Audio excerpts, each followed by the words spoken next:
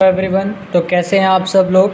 आज हम chapter 8 trigonometry की एक्सरसाइज 8.2 के जो क्वेश्चंस रह गए थे उन्हें करेंगे। तो सबसे पहले आपका सेकंड क्वेश्चन है। फर्स्ट क्वेश्चन मैंने आपको इससे प्रीवियस वीडियो में करा दिया था। ये आपकी वीडियो का पार्ट नंबर 5 है। इस वीडियो के 4 पार्ट, इस चैप्टर के 4 पार्ट ऑलरेडी आ चुके हैं। अगर आपने वो नहीं देखे हैं तो मैंने ऊपर प्लेलिस्ट का बेल आइकन में लिंक दे दिया है, आप जाकर उसे देख सकते हैं।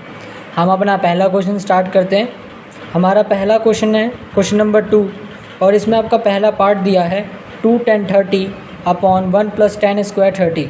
इसकी वैल्यूज़ को यहाँ पुट करके इसे सॉल्व करने के बाद आपको इन ऑप्शन में से क्या ठीक है वो बताना है।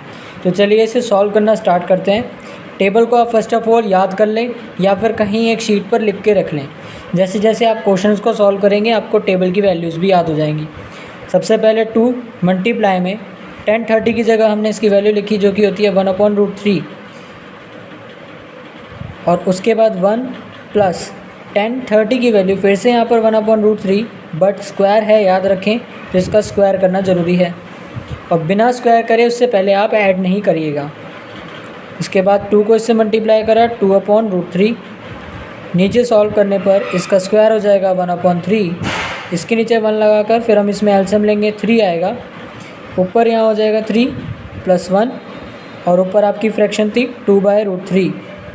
फिर इसको ऊपर वाली डिजिट से मल्टीप्लाई करेंगे, इसको इस वाले डिजिट से मल्टीप्लाई करेंगे तो आएगा 2 × 3 अपॉन √3 × 4।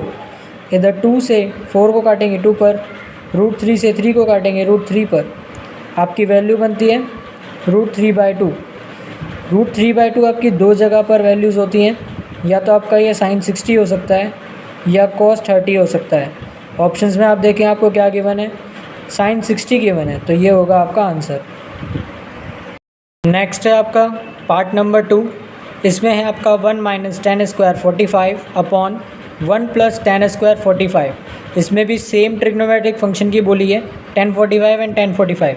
इसमें भी आप वैल्यूज़ को पुट करें टेबल की हेल्प से। 1/1 माइनस tan 45 की वैल्यू 1 होती है, जिसके नीचे भी 1 ही होता है। सेम इसको आप सॉल्व करेंगे 1 + tan 45। यहाँ पर एक स्क्वायर है, इसको मत भूलिएगा। उसके बाद tan 45 का आपको स्क्वायर करना है। उससे पहले आपने 1 लिखा, फिर फर्दर इसका स्क्वायर कर दिया। नीचे अगर ऊपर आप डिजिट देखें तो अगर आप इसके नीचे 1 नहीं लगाएंगे तो भी आपका आंसर वही आएगा। तो इसमें मैं एक काम करता हूँ, 1 को यहाँ से नीचे से हटा देता हूँ, तो ऊपर एक 1 आ गया। 1 का स्क्वायर भी 1 ही होता है।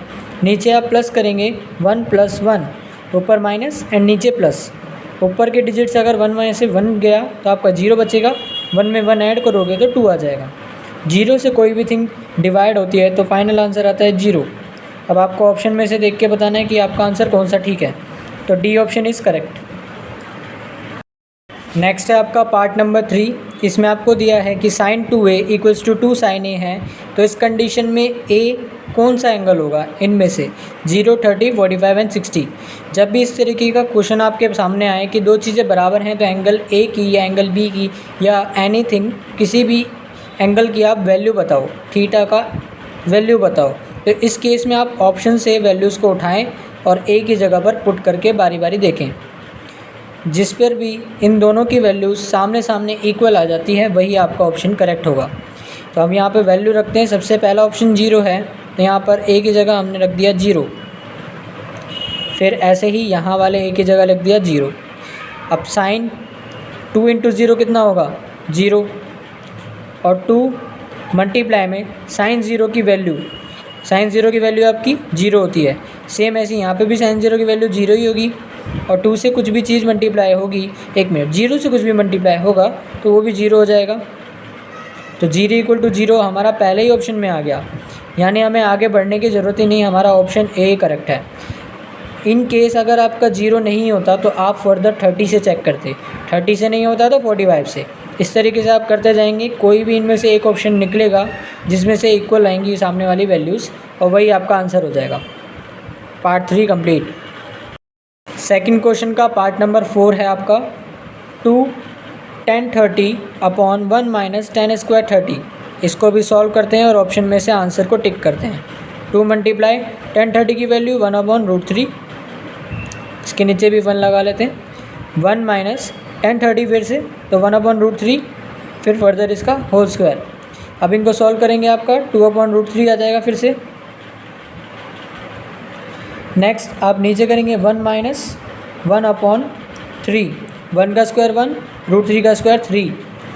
फिर नीचे आप एक बार एलसीएम ले लेंगे इन डिजिट्स का, तो आपका फर्दर सॉल्व होगा ऐसे 2/√3 अपॉन, इनका एलसीएम लेने पे आपका आ जाएगा 3, और 3 इससे मल्टीप्लाई होने के कारण यहाँ पर 3 और यहाँ वाला 1 ही आएगा। तब इसको सॉल्व करेंगे तो आपका आ जाएगा 2/√3, बड़ा वाला डिवाइड 3 - 1 2/3। ये डिजिट ऊपर वाले से मल्टीप्लाई, बीच वाली आपस में मल्टीप्लाई। इस केस में आपका 2 मल्टीप्लाई होगा 3, √3 मल्टीप्लाई होगा 2। 2 से 2 को हम काट देंगे, √3 से अगर 3 को काटेंगे तो आपका √3 बनेगा। तो आपका फाइनल आंसर आता है √3। अब चेक करना है कि √3 आपका कौन कौन से ट्रिग्नोमेट्रिक फंक्शन के एंगल पे आता है। एक तो ये आता है आपका tan 60 पर, एक आता है आपका ये cot 30 पर। अब इन दोनों में से कौन सा आपका ऑप्शन गिवन है आप वो चेक करें। cos 60 नहीं है, sin 60 नहीं है, tan 60, ये सी ऑप्शन आपका करेक्ट होगा। सेम ऐसे sin 30 भी आपका नहीं होगा, तो सी आपका करेक्ट है। सेकंड क्वेश्चन हो गया आपका कंप्लीट। नेक्स्ट है आपका क्वेश्चन नंबर 3। इसमें आपको दिया है if 10 bracket open a + b bracket close equals to √3 and 10 bracket open a - b bracket close equals to 1/√3 where 0 degree where a + b is greater than 0 degree but less than equal to 90 degree. और एक और condition है कि a जो है आपका b से greater than है। तो इस केस में आपको a और b निकाल कर दिखाना है। तो क्वेश्चन के अकॉर्डिंग अगर हम पहली स्टेटमेंट को लिखें, तो अगर हमें यहाँ से कोई एक वैल्यू बनानी है, एक इक्वेशन बनानी है a और b से रिलेटेड, तो हमें इस 10 को रिमूव करना होगा। 10 को रिमूव करने के लिए आप सोचिए कि √3 जो होता है वो 10 के कौन से ट्रिग्नोमेट्रिक एंगल पे आता है। तो ये आपका आता है tan 60 पर। तो चलिए √3 की जगह हम लिख देते हैं tan 60। यहाँ से आपका 10 और 10 सेम हो जाएगा, और इसको हम काट के कभी नहीं दिखाते। इस बात का आपको स्पेशली ध्यान रखना है। जब भी आपकी ऐसी स्टेटमेंट होती है जैसे x + 2 इक्वल्स टू x + 3 लिखा हो, तो हम यहाँ पर x से x काट देते हैं। बट 10 के केस में ऐसा नहीं होता, उसे काट कर नहीं दिखाना, बट आप रिमूव कर सकते हो अगले स्टेप में। यानी इसका अगला स्टेप होगा a + b इक्वल्स टू 60। ये बन गई आपकी इक्वेशन। सेम ऐसे ही सेकंड इक्वेशन को आप बनाएंगे 10a - b इक्वल्स टू 1/√3 की हेल्प से। यहाँ से अगर आप इसको बनाते हैं तो 10a - b आपके बराबर आ जाएगा 1/√3। आपका 10 में 30 डिग्री पे आता है, तो 10 30 डिग्री के बराबर। 10 सेम होने की वजह से remove and a - b equals to 30। ये हो गई आपकी सेकंड इक्वेशन। ये फर्स्ट इक्वेशन, ये सेकंड इक्वेशन। इन दोनों को हम सॉल्व कर सकते हैं। आपने पढ़ा भी हुआ है थर्ड चैप्टर में, चाहे आप सब्स्टिट्यूशन मेथड लगा लें, चाहे आप एलिमिनेशन मेथड लगा लें, किसी भी मेथड से आप a और b की वैल्यूज़ को फाइंड कर सकते हैं। तो चलिए हम यहाँ पे एक बार एलिमिनेशन मेथड को यूज़ करके देखते हैं। a + b equals to 60 degree लिखा। सेम स्टेटमेंट को दूसरी वाली मैंने इसके ठीक नीचे लिख दिया। अब यहाँ से a और a सेम चीज़ है। अगर हम साइन बदलते हैं सबके, तो यहाँ से पहली स्टेटमेंट में से a कट जाएगा, a बिल्कुल रिमूव हो जाएगा, एंड b का पुराने साइन को अगर भूल जाएं तो दोनों b प्लस के हो गए हैं, जुड़ जाने पर 2b हो जाएगा। एंड 60 में से 30 को आप माइनस करेंगे तो आपका 30 डिग्री आ जाएगा। अब 2 से हम 30 को काटेंगे तो आपकी b की वैल्यू आपको मिली 15 डिग्री। अब इस 15 को चाहे आप सेकंड वैल्यू में पुट करें, चाहे फर्स्ट इक्वेशन में पुट करें, आपका a एंगल निकल जाएगा। तो चलिए इसको 3 मानकर इसको फर्स्ट इक्वेशन में पुट करके देखते हैं। पुटिंग 3 इन 1, तो a की जगह a लिखा, b की जगह मैंने 15 लिख दिया।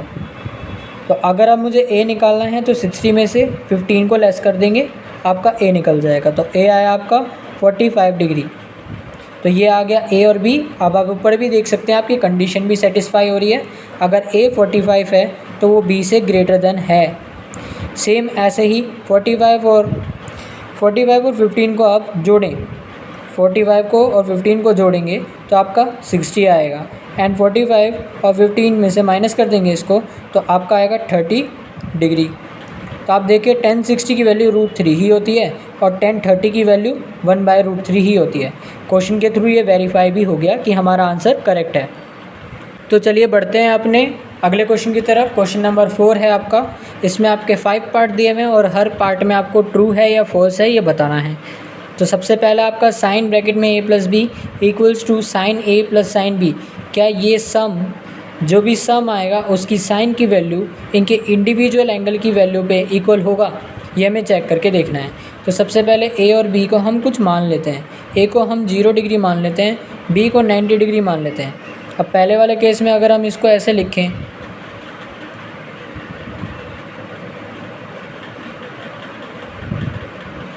तो 0 + 90 कितना होता है आपका 90, और यहाँ पर ये वैल्यूज़ हैं।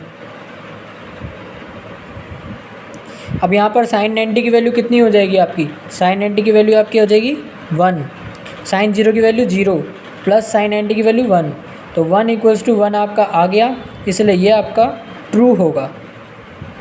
ये स्टेटमेंट ट्रू है। Next statement, value of sine theta increases as theta increases. जैसे जैसे थीटा का इंक्रीज़ होता जाता है 0 डिग्री से 30 डिग्री से 45 से 60 से 90, वैसे वैसे साइन की वैल्यूज़ बढ़ती जाती हैं। सो यस, इसकी वैल्यूज़ इंक्रीज़ होती हैं। फॉर एग्ज़ाम्पल, अगर आप साइन 0 डिग्री की वैल्यू सोचें तो वो आपकी 0 होती है। जब आप साइन 30 पे जाते हैं तो उसकी वैल्यू 1/2 हो जाती है। काटने पर कितना आएगा 0.5। देन अगर आप साइन 45 की वैल्यू चेक करें तो वो आती है आपकी 1/√2, और अगर आप इसको सॉल्व करें तो सॉल्व करने पर आपकी वैल्यूज़ आएगी 0.7 समथिंग आएगी। आप देख सकते हैं 0 से 0.5 हुआ, फिर 0.7 हो गया, यानी इंक्रीज़ हो रहा है, यानी ये स्टेटमेंट भी आपकी ट्रू होगी। Third statement, the value of cos theta increases as theta increases. अगर साइन थीटा की वैल्यू थीटा इंक्रीज़ करने पर बढ़ रही है तो कॉस थीटा तो उसका रिवर्स होता है, इसलिए इसकी थीटा की वैल्यू इंक्रीज़ करने पर कभी भी वैल्यू इंक्रीज़ नहीं होगी, उल्टा डिक्रीज़ होगी। तो ये वाली आपकी फॉल्स होगी statement. Next statement, sine theta और cos theta for all values of theta. उसकी थीटा की सारी वैल्यूज़ के लिए क्या ये इक्वल होता है? नहीं, सिर्फ एक थीटा की वैल्यू के लिए इक्वल होता है। अगर हम साइन 45 की बात करें और कॉस 45 की बात करें तो इन दोनों की वैल्यूज़ 1/√2 होती है, तो इस एंगल पे तो ये दोनों वैल्यूज़ इक्वल होंगी। बट साइन 30 आपका 1/2 आएगा, तो दूसरी तरफ कॉस 30 आपका √3/2 आएगा, तो सभी एंगल्स पे ये वैल्यू इक्वल नहीं होती, इसलिए ये स्टेटमेंट भी फॉल्स है। Next statement, cot A is not defined for A = 0 degree. अब ये सोचिए कॉट ए उल्टा किसका होता है? कॉट ए आपका उल्टा होगा tan का। तो अगर आप यहाँ पे tan की वैल्यू को रखें, मान लीजिए a की जगह आपने 0 डिग्री बोला हुआ है तो 0 डिग्री यहाँ पे रख लिया, यहाँ पर भी आपने 0 डिग्री रख लिया। अब tan 0 आपका क्या होता है? साइन 0 अपॉन कॉस 0, यानी 0/1 0 होता है। 1/0 क्या होता है? Not define. तो इसमें बोला है कॉट ए नॉट डिफाइन होता है a = 0 पर। ये स्टेटमेंट बिल्कुल ही ट्रू है, तो ये आपका ट्रू होगा। ये हो गया क्वेश्चन नंबर 4 आपका कंप्लीट, और इसी के साथ आपकी एक्सरसाइज 8.2 भी कंप्लीट होती है। अब हम चलते हैं 8.3 एक्सरसाइज के लिए, जो बेसिक इंट्रोडक्शन की रिक्वायरमेंट है उसको देखते हैं। फिर आगे हम फर्दर एक्सरसाइज 8.3 का फर्स्ट क्वेश्चन भी देखेंगे, और आगे फर्दर आने वाली वीडियोस में 8.3 को कंप्लीट करके अपने चैप्टर को फाइनली कंप्लीट करेंगे। तो 8.3 एक्सरसाइज स्टार्ट करने से पहले आपके पास 3 इक्वेशंस प्रोवाइडेड हैं, इन तीनों को आपको लर्न करना है। अगर आप इन्हें लर्न कर लेते हैं तो आप इजीली सारे क्वेश्चंस को कर लेंगे आगे की एक्सरसाइज के, यानी 8.3 एक्सरसाइज के। तो पहला फॉर्मूला है आपका sine square theta plus cos square theta equals to 1, यानी थीटा की जगह अगर आप 0 लें या 30 लें या 45 लें, सभी एंगल्स पे अगर इन दोनों को ऐड किया जाए इनका स्क्वायर करके तो 1 ही आएगा। Next, cosec square theta equals to 1 plus cot square theta. Second statement ये है आपकी। थर्ड स्टेटमेंट है sec square theta equals to 1 plus tan square theta. अब इसी स्टेटमेंट के अकॉर्डिंग हम फर्स्ट क्वेश्चन को अपना करेंगे। फर्स्ट क्वेश्चन में आपका बोला गया है कि आपको सारे ट्रिग्नोमेट्रिक फंक्शंस को साइन ए, सेक ए और टेन ए के टर्म्स में बताना है, कॉट ए के टर्म्स में बताना है। साइन ए को, सेक ए को और टेन ए को कॉट के टर्म्स में लिखकर दिखाना है यूजिंग दीज फार्मूलाज। अब इन फार्मूलाज को यूज़ करके कैसे करेंगे? सबसे पहली बात, अगर हम कॉट से टेन में जाना चाहते हैं तो बहुत ईजी है। अगर आप पहले से जानते हैं कि कॉट जो होता है आपका वो टेन का उल्टा होता है, तो इस केस में आपकी टेन की वैल्यू क्या बनेगी, 1/कॉट। यानी हमने टेन की वैल्यूज़ को कॉट की टर्म्स में बताया। तो ये वाला पार्ट तो आपका हो गया कंप्लीट, 10a को आपने सॉल्व कर लिया। नेक्स्ट है आपका साइन एंड सेक। तो अब 10 से कैसे आप सेक का रिलेशन बनाएंगे, तो ऊपर एक फॉर्मूला आपको दिखा था, sec square theta equals to 1 + tan square theta. इसमें 10 भी आता है, सेक भी आता है। इन दोनों के इस रिलेशन से हम इधर 10 की वैल्यू को सेक की वैल्यू से रिप्लेस करेंगे और उसे कॉट के टर्म्स में ईजिली बता पाएंगे। तो सबसे पहले उसी स्टेटमेंट को हम कोने में लिख लेते हैं। क्या था, sec square theta equals to 1 + tan square theta. इस केस में अगर हम tan स्क्वायर थीटा को यहीं रहने दें, 1 को उधर ट्रांसफ़र करें, तो आपकी वैल्यू बनेगी sec square theta -1 equals to tan square theta. मैंने 1 को लेफ़्ट साइड भेज दिया। इसके बाद अगर आप इसका स्क्वायर हटाकर इधर लेके आएंगे तो ये आपका रूट बन जाएगा। तो आपका स्टेटमेंट होगा root sec square theta -1 equals to tan theta. तो इस फॉर्मूले की हेल्प से हमें tan थीटा की वैल्यू मिल गई। इस tan थीटा की वैल्यू को हम यहाँ पुट कर देंगे 10 की जगह पर। तो यहाँ मैंने लगाया root sec square theta -1 equals to 1/कॉट थीटा। एक तो आपकी वैल्यू निकली हुई है, नेक्स्ट वैल्यू को निकालने के लिए मैंने 10 की जगह फॉर्मूले से आपकी वैल्यू को पुट किया है। सेकंड, आप इस स्क्वायर रूट को उधर हटाकर मतलब इक्वल टू के नेक्स्ट साइड को राइट साइड पे ले जाएंगे तो 1/कॉट a का स्क्वायर बन जाएगा। तो sec square theta -1 equals to 1/कॉट a का होल स्क्वायर। अब इसको आप फर्दर सॉल्व करते हैं तो आपका sec square theta -1 equals to 1 का square 1, cot square theta cot square a नीचे हो जाएगा आपका। मैं इस थीटा को a की टर्म्स में लिख लेता हूँ क्योंकि हमारा क्वेश्चन a की टर्म्स में पूछा गया है। देन इस 1 को हम उधर भेज देंगे, तो ये आपका 1/कॉट स्क्वायर a में जाके 1 आपका ऐड हो जाएगा। फिर हम इसका लेंगे एलसीएम, तो यहाँ आ गया आपका कॉट स्क्वायर a, ऊपर हो जाएगा 1 प्लस इससे मल्टीप्लाई होने की वजह से कॉट स्क्वायर a में बदल जाएगा। तो इस तरीके से आपकी सेक स्क्वायर इक्वल्स टू ये आ गया। अब आप फर्दर सेक a को इजीली निकाल सकते हैं। इसका स्क्वायर आपको उधर ट्रांसफ़र करना है तो ये आपका रूट में कन्वर्ट हो जाएगा। ऊपर की वैल्यू क्योंकि 1 में प्लस है इसलिए उसका स्क्वायर तो रिमूव नहीं होगा, बट नीचे वाली स्टेटमेंट का स्क्वायर रिमूव हो सकता है। इसलिए इसका फाइनल आंसर होगा आपका 1 + cot square a in under root upon cot a। यह आपकी सेक a की वैल्यू बन गई। ये हो गया आपका सेकंड। नेक्स्ट अब आपका बच रहा है लास्ट साइन a। तो आप जानते हैं कि आपने tan a को कैसे लिखा है, इस तरीके से लिखा है। अब यहाँ से अगर आप tan a को लिख देंगे साइन a अपॉन में कोस a इक्वल्स टू 1/कॉट a। यहाँ से आपको साइन मिल गया। इस साइन को आपको साइन को इसकी टर्म में लिखना है, कोट की टर्म में, तो आप कोस को उधर ट्रांसफ़र कर देंगे। आपने कोस को उधर ट्रांसफ़र करा तो कोस आपका ऊपर चला जाएगा, कोट आपका फर्दर नीचे हो जाएगा। अब यहाँ पर आपका कोस भी नहीं होना चाहिए because in terms of only cot लिखना है। तो आप इस कोस को कैसे कन्वर्ट करेंगे, तो हम इसे लिख सकते हैं 1/सेक। हमने इसको लिख दिया 1/सेक। तो इस केस में आपको वैल्यू क्या बन जाएगी, 1/सेक a into cot a। Further आपकी ये वैल्यू बन जाएगी। अब कैसे इस सेक a को आप कॉट की टर्म में कन्वर्ट करेंगे, तो आपका सेक a की वैल्यू तो आपको पहले से ही पता है ना, आपने अभी अभी फाइंड किया है। इस सेक a की वैल्यू को आप यहाँ पुट कर देंगे तो कॉट a की टर्म में हो जाएगा पूरा आंसर। चलिए इसको फर्दर करते हैं। तो हमारी स्टेटमेंट थी साइन a इक्वल्स टू 1/सेक a मल्टीप्लाई में कॉट a, और आपकी सेक a की वैल्यू क्या बनी हुई थी, इसको यहाँ ना लिख के हम साइड में लिख लेते हैं। सेक a की आपकी वैल्यू बनी हुई थी अंडर रूट में 1 + cot square a upon cot a।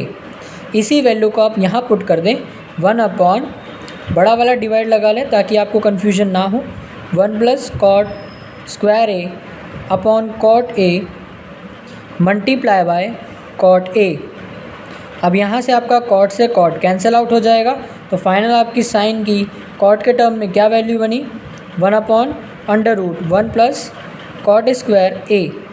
ये हो गई आपकी साइन की टर्म्स में वैल्यू। और यहाँ होता है आपका क्वेश्चन नंबर 1 कंप्लीट। ये वीडियो आपको कैसा लगा आप कमेंट बॉक्स में बिल्कुल बताइएगा, और अगर वीडियो में किसी चीज़ की भी कमी है तो उसको भी प्लीज़ एक सजेशन के रूप में ज़रूर बताना। वीडियो को लाइक करना है, शेयर करना है एंड कमेंट ज़रूर करना है। अगर आप मेरी वीडियो का रिव्यू नहीं देंगे, फीडबैक नहीं देंगे, तो मैं इसको इम्प्रूव नहीं कर पाऊँगा और फर्दर आपके लिए और भी अच्छे तरीके से कंटेंट को नहीं ला पाऊँगा। तो मिलते हैं अगली वीडियो में। Thanks a lot for watching the video. Bye bye, take care.